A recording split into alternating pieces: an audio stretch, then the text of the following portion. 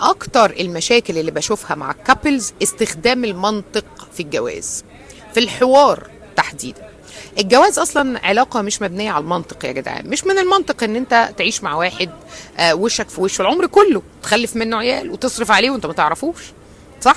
فالموضوع مش مبني على منطق. يعني مثلا لما مراتك تقول لك انت عمرك ما حبيتني، انت ما بتجيبليش حاجه، ما تردش عليها تقول لها انا لو ما بحبكيش هتجوزك ليه؟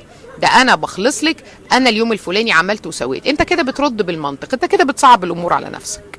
لكن الاحسن والاسهل والاصح انك ترد على المشاعر بالمشاعر، انك تقول لها مين قال كده؟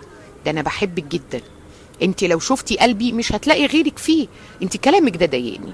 نفس الكلام بالنسبه للست، لو جوزك قالك انت ما بتقدرنيش وما بتسمعيش كلامي، هتقولي له ايه؟ لا ده انا لسه سامعه كلامك وانت عامل ومسوي، تتعصبي.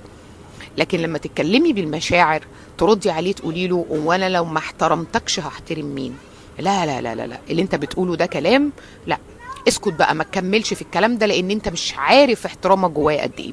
المنطق بقى يجي لما يجي يسالني انت عملتي كده ليه؟ انت شايفه اللي انت عملتيه صح ولا غلط؟